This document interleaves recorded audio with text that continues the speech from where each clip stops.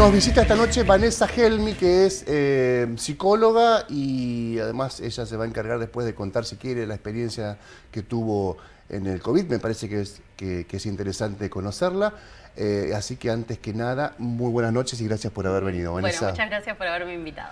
Vos sabés que al principio pensábamos esta conversación en relación a algo que puso en relieve o que pusieron en relieve medios de comunicación de Buenos Aires.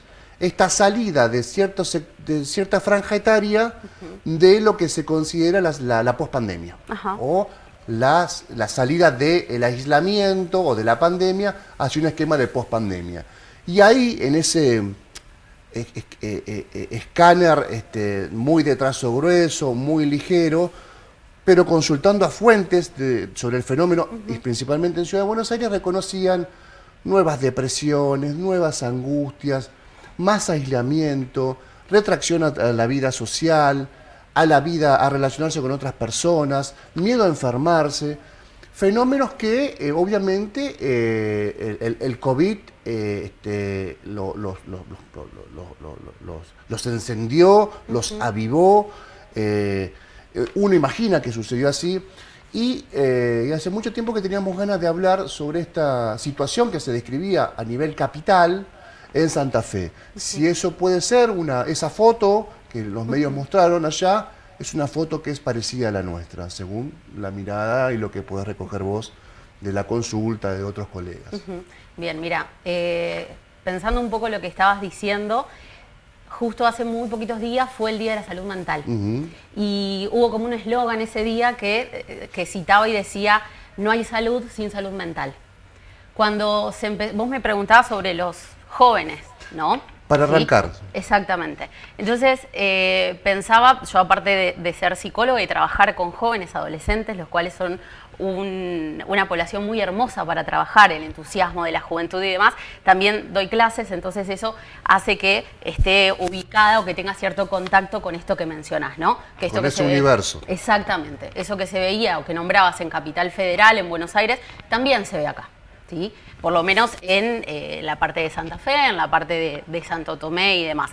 Al principio, cuando trabajábamos los profes y demás, más allá del consultorio, que también lo veo, nos decían, bueno, hicieron como una evaluación y preguntaron cómo están los chicos en matemática, cómo están en lengua, hacían evaluaciones como sondeando cómo vinimos después de la pandemia, post-pandemia, como decías vos.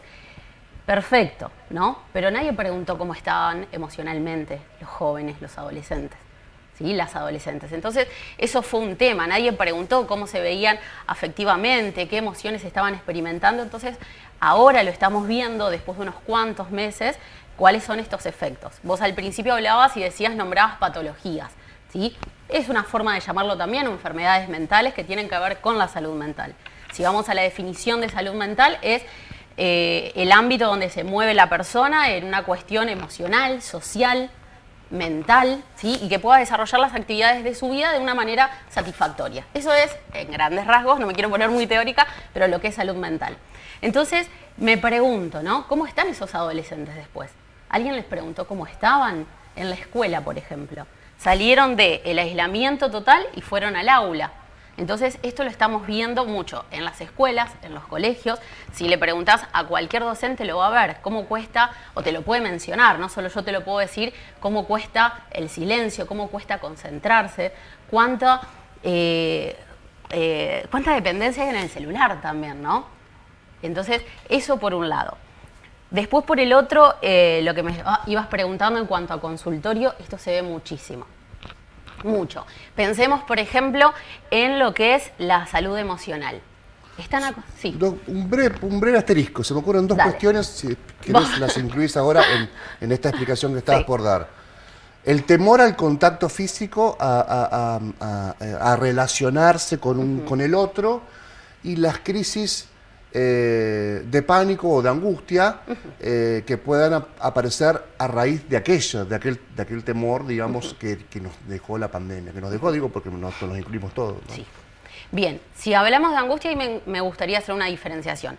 La angustia es algo que yo no puedo explicar. Es ese dolor en el pecho que tengo, que no sé qué es. ¿sí? Sé que me siento mal, sé que tengo algo en el pecho, sé que como que duele, como que está ahí, como que me tiembla la garganta, como que tengo ganas de llorar. Eso es angustia, algo que no puedo definir, ¿sí? Según la teoría que yo sigo. Y después hay otra enfermedad mental, si queremos catalogarla, categorizarla, que es, por ejemplo, todo lo que tiene que ver con los trastornos del miedo y los trastornos de la ansiedad. Que eso es lo que más se ve, según estudios que han hecho desde el CONICET o todas fundaciones desde la Argentina, que se vio un alto grado de incidencia en jóvenes adolescentes. Cuando digo adolescentes me refiero a aquellos que están transitando la escuela secundaria, ¿sí? A partir más o menos desde los 13 hasta los 18 años, que terminan su ciclo lectivo secundario, y jóvenes en estos que son mayores de 18, que algunos están trabajando o están estudiando. Entonces, esta forma, estos trastornos que tienen que ver con la ansiedad, es lo que más se vio.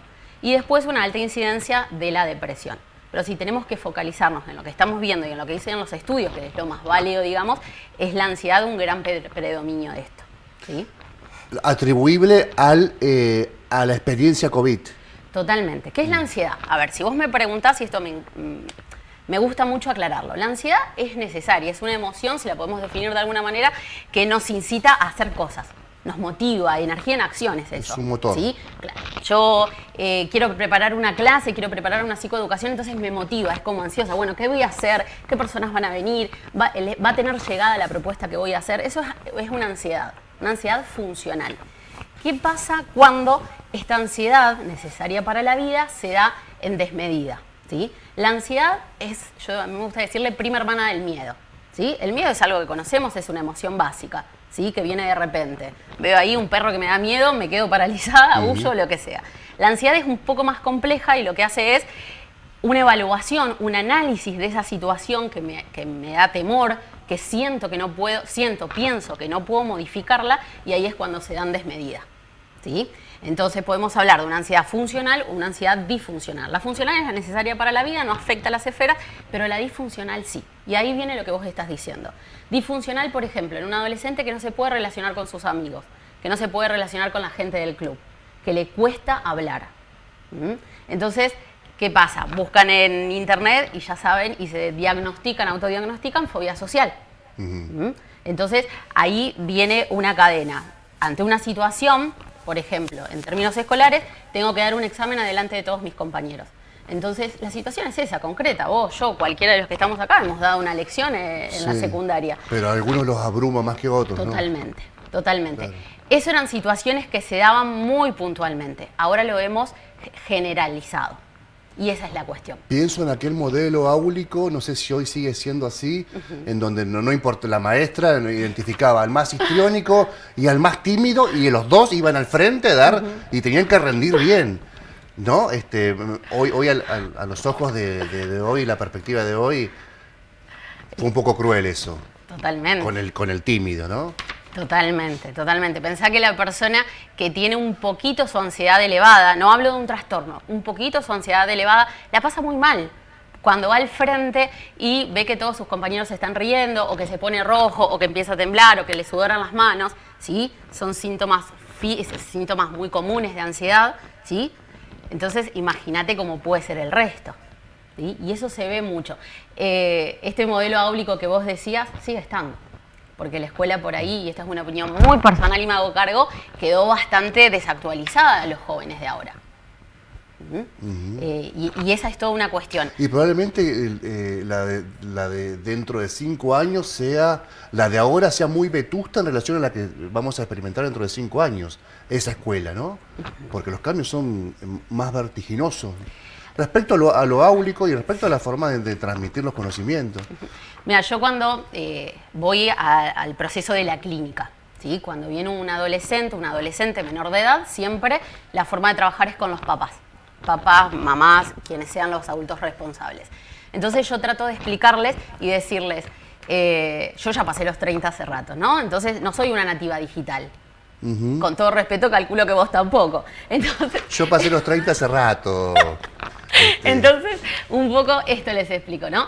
Nosotros para ver una novela, por ejemplo, ¿sí? Grande Pa, no sé, Rosa de Lejos, chiquititas en su época, esperábamos un día, una semana, ansiosos ese momento. En mi caso, en mi generación, era ese momento, verano 98 y demás, de esperar ese momento del día y demás. Vos pensá que teníamos que esperar nosotros, teníamos que tener un tiempo. Los chicos de ahora, los adolescentes, no tienen ese tiempo para esperar. Yo hago un clic y tengo la serie que quiero ver. Sí. Entonces, esa espera que era habitual y que nosotros ya la teníamos que ensayar, ahora no está. Que suponía además en algunos casos un ritual, porque si Grande Palo daban los lunes, o los martes, o el día que sea, o cualquier otra serie, hasta te juntabas con tus amigos, Exacto. salía un asado, una picada, lo que sea, un café con leche, lo que sea, y se veía la tele. También te sumo que las nuevas tecnologías te permiten, por ejemplo, escuchar un mensaje de audio de WhatsApp al doble de velocidad, creo que hasta 3 veces más de velocidad. Yo como soy un analfabeto digital, yo lo escucho siempre en su modo natural. Pero también es eso. Me he enterado que hay personas que ya ven series de televisión en las plataformas streaming aceleradas. Bueno, ha cambiado. Esto es un fenómeno del último lustro. No más. Claro, el otro día veía un análisis de una colega que decía cómo le exigimos a los adolescentes, a los jóvenes, paciencia, que tengan tolerancia y demás, cuando vemos colas y colas de adultos intentando comprar el álbum con la figurita. Claro. No está mal que compre el álbum con la figurita, porque de hecho a mí me encanta todo ese ritual que tiene el fútbol. Pero digo, no podemos esperar, tenemos que hacer cola, todo para esperar y demás.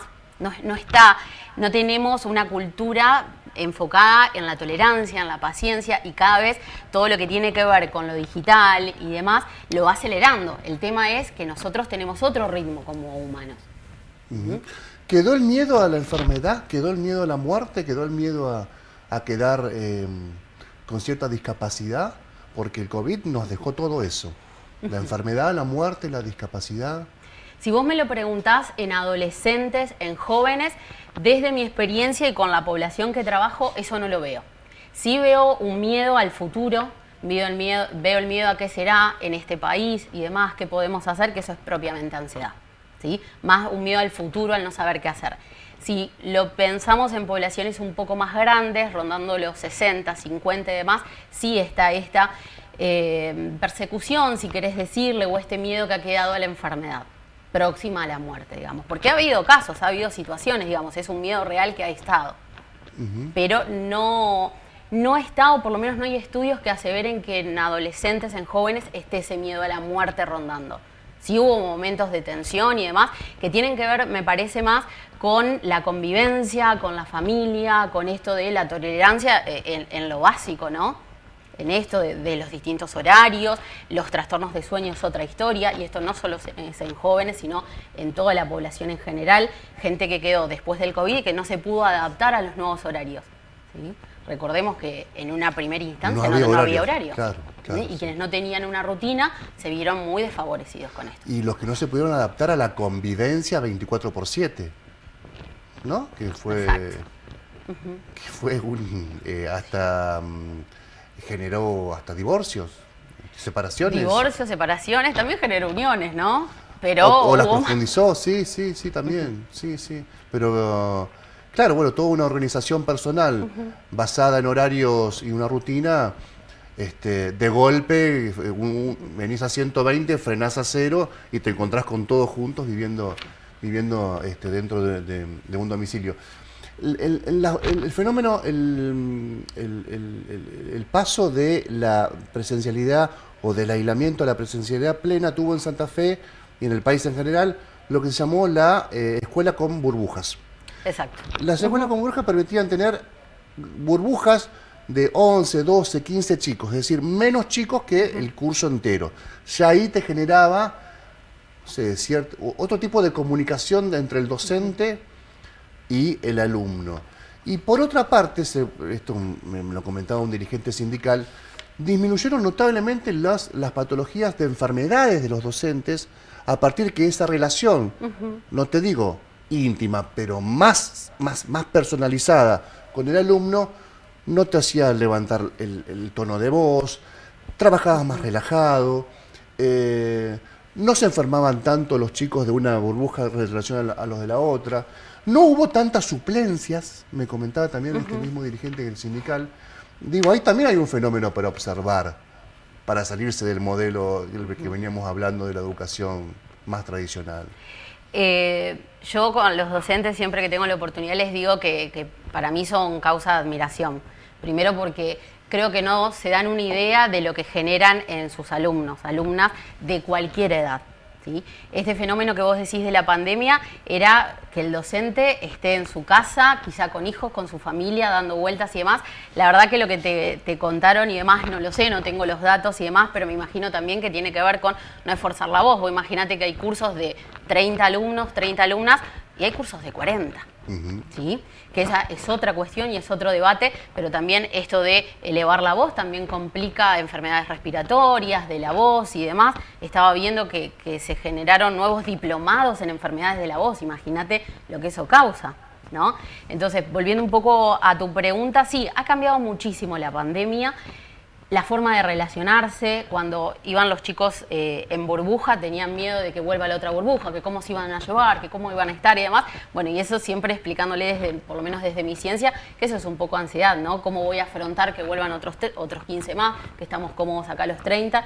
Y era toda una cuestión de qué va a pasar, ¿sí? Porque no sabíamos qué iba a pasar. Entonces era esa ansiedad de, bueno, qué iba a pasar conmigo, cómo lo iba a sufrir, de qué manera lo iba a sobrellevar, qué recursos iba a tener y demás.